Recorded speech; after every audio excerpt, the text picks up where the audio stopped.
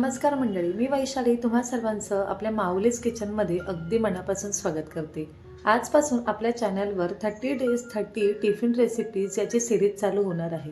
यामध्ये तुम्हाला सकाळच्या टिफिनसाठी खूप साऱ्या आयडिया भेटतील, कमी वेळेमध्ये होणाऱ्या भाज्या आणि आपला टिफिन हेल्दी कसा असावा हे सुद्धा पाहायला भेटेल। कधी कधी घाईच्या वेळेस पराठा, कधी भाजी चपाती सलाड, तर कधी अशी भाजी बनवायची ना जी चपाती आणि राईस सोबत तुम्ही खाऊ शकतात। तर येणाऱ्या या 30 दिवसामध्ये तुम्ही 30 टिफिन रेसिपी पाहणार आहात। त्यासाठी अजूनपर्यंत चॅनलला सबस्क्राईब केलं नसेल तर नक्की करा आणि बाजूच्या बेल आयकॉनला सुद्धा क्लिक करा। सुरुवात करूया आजच्या रेसिपीला आणि आज आपल्या टिफिनमध्ये काय आहे हे पाहून घेऊया। आज इथे मी टिफिनसाठी बनवणार आहे मस्त भरली भेंडी, कोबीची भाजी, सलाड आणि घडीची चपाती जी दिवसभर मऊ राहते।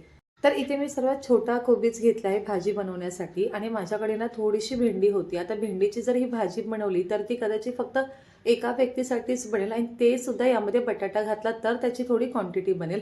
तर असा विचार केला की भेंडी थोडीच आहे तर ती मस्त फ्राय करू, कारण की ना कधी कधी डब्यामध्ये अशी भेंडी फ्राय किंवा इतर कोणतीही आपण भाजी किंवा काही दिलं ना तर समोरच्या व्यक्तीला सुद्धा छान वाटतं।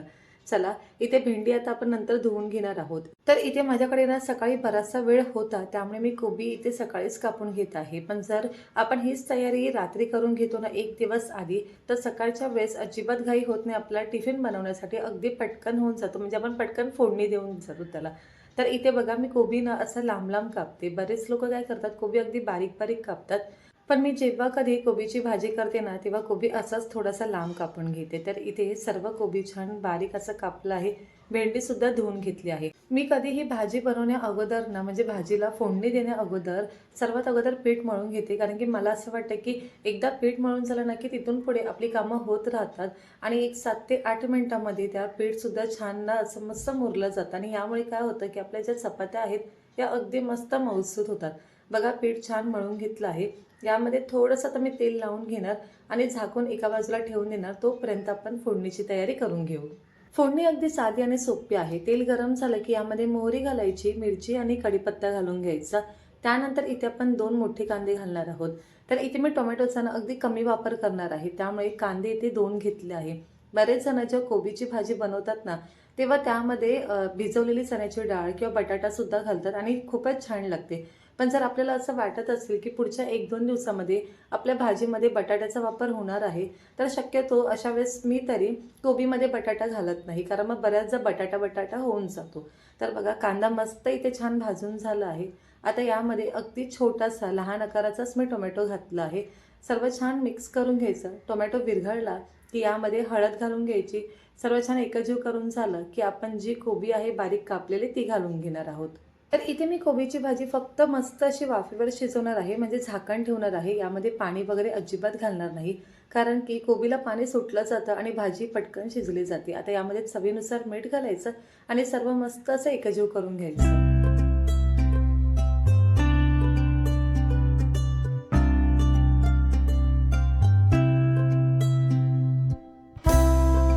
तर इथे सर्व छान एकजीव करून झालं आहे। आता मी कढई बाजूच्या गॅसवर ठेवणार आहे आणि आता इथे या बाजूला मी चपाती करायला घेणार आहे।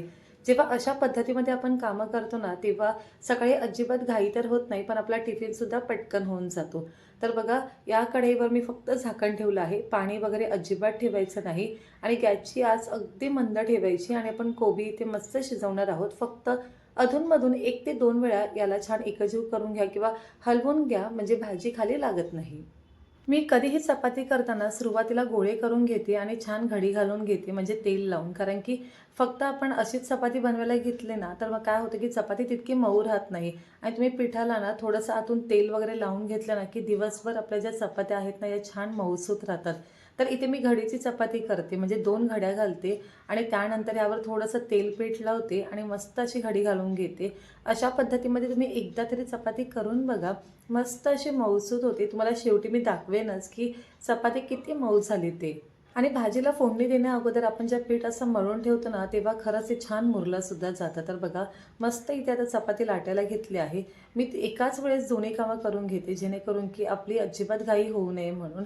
माझी एक चपाती लाटून भाजेपर्यंत दुसरी इथे माझी चपाती ना पटकन लाटली सुद्धा जाते। रोजची सवय असेल ना तर चपाती लाटायला किंवा भाजायला अजिबात वेळ लागत नाही। तर बघा इथे मस्त अशी आपली चपाती छान टम्म फुगली आहे।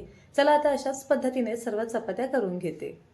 तर सर्व चपाती तर करून झाली आहे आणि तितक्याच वेळामध्ये माझी ती भाजीसुद्धा मस्त बनली आहे. जराही यामध्ये मी पाण्याचा वापर केला नाही बरं का. अगदी मंद आचेवर ना भाजी छान इथे शिजली जाते, कारण कोबीला ना पाणी सुटलं जातं. आता यावर भरपूर कोथिंबीर घालून घेऊ आणि इथे आपली मस्त कोबीची भाजी तयार आहे. तर आता यानंतर आपण करणार आहोत भेंडी फ्राय. मी कुठलाही तळण्याचा प्रकार असेल ना, हा चपाती झाल्यावरच करते, जेणेकरून तव्याचा वापर होऊन जातो आणि खूप साऱ्या भांड्यांचा पसारा निघत नाही. इथे भेंडीमध्ये जो मसाला आहे त्यासाठी मी शेंगदाण्याचं कूट घेतलं आहे, चवीनुसार मीठ आणि आपला जो घरचा साठवणीतील मसाला असतो तो मसाला घेतला आहे. सर्व छान मिक्स करून झालं ना की अगदी थोडंसं म्हणजे अर्धा चमचा यामध्ये फक्त तेल घातलं आहे. ते यासाठी घातलं आहे जेणेकरून जेव्हा हा मसाला आपण भेंडीमध्ये भरू ना तेव्हा तो बाहेर अजिबात येत नाही. असं नक्की तुम्ही एकदा करून बघा. तर भेंडी सुरुवातीलाच मी धुवून घेतली होती, त्यावर अजिबात पाणी नाही आहे. पाठचा पुढचा भाग काढून घ्यायचा आणि मधूनच चीर पाडायची. फक्त एकदा कधीही चेक करायचं की आतमध्ये कीड आहे की नाही ते. तर भेंडी फ्राय होण्यासाठी ना अजिबात वेळ लागत नाही बरं का. एक 7 ते 8 मिनिटामध्ये पटकन छान फ्राय होऊन जातात. म्हणजे तुम्ही पुढची जी काही तुमची कामं असेल किंवा तुम्हाला जर सलाड वगैरे कट करायचं असेल ना, तर तितक्या वेळामध्ये आपली भेंडीसुद्धा फ्राय होऊन जाते. तर बघा मस्त असा मसाला भरायचा आणि थोडीशी ना प्रेस करायची, म्हणजे मसाला बाहेर येत नाही. तर आता अशा पद्धतीमध्ये सर्व भेंडीमध्ये मी हा मसाला भरून घेते. ज्या तव्यामध्ये मी चपाती करून घेतली होती त्याच तव्यामध्ये आता मस्त भेंडी फ्राय करणार आहे. यामध्ये 2 ते 3 चमचे फक्त तेल घातलं आहे आणि सर्व बाजूने तेल छान पसरवून घ्यायचं. तर इथे गॅसची आच मी मंद केली आहे आणि एक एक करून यामध्ये सर्व भेंडी सोडून घेणार आहे. तर बघा अजिबात याला वेळ लागत नाही, अगदी पटकन होऊन जातात. आपल्याला मंद आचेवरच भेंडी सर्व बाजूने छान भाजून घ्यायची आहे, म्हणजे ती एकसारखी भाजली सुद्धा जाते. थोडीशी खरपूस झाली म्हणजे समजायचं भेंडी मस्त आपली भाजली आहे. तुम्हाला हवं असेल ना तर यामध्ये तुम्ही वरून थोडासा लिंबू पिळू शकतात, म्हणजे ही जी मसाला भेंडी आहे ना ही मस्त छान चटपटीत लागते. चला, ते इथे भेंडी तर होत आहे, तोपर्यंत पुढे सलाडची तयारी करून घेते. रोजच्या टिफिनमध्ये सलाड किंवा फ्रूट हे थोडं तरी असलंच पाहिजे. तर इथे मी गाजर, काकडी, बीट किंवा जर तुम्हाला हवं असेल तर तुम्ही टोमॅटोसुद्धा घेऊन जाऊ शकतात. आणि सध्या गरमी इतकी वाढली आहे ना की काकडी ही जास्तीत जास्त खा, कारण यामध्ये पाण्याचं प्रमाणसुद्धा जास्त असतं. तर 30 डेज 30 टिफिन रेसिपीजचा आज आपला पहिला डब्बा मस्त तयार झाला आहे. मी तुम्हाला सुरुवातीलाच म्हटलं होतं की जेव्हा आपण घडीची चपाती करतो ना तेव्हा मस्त ती मऊसूत राहते अगदी दिवसभर. तर इथे आपले सर्व टिफिन तयार आहे. कोबीची भाजी आहे, नंतर भेंडी फ्राय अगदी थोडी असल्यामुळे मी भेंडी फ्राय बनवली होती, त्यानंतर सलाड. तर आजचा हा टिफिन तुम्हाला कसा वाटला मला नक्की कळवा. पुन्हा भेटूया अशा छानशा आणि नवीन टिफिनसोबत. तोपर्यंत स्वादिष्ट खा आणि आस्वाद मिळवा. चॅनलला नक्की सबस्क्राईब करा, बाजूच्या बेल आयकॉनला सुद्धा क्लिक करा, जेणेकरून मी जेव्हा जेव्हा माझे व्हिडिओ अपलोड करेल ना त्याचे नोटिफिकेशन तुम्हाला सर्वात अगोदर भेटतील. धन्यवाद.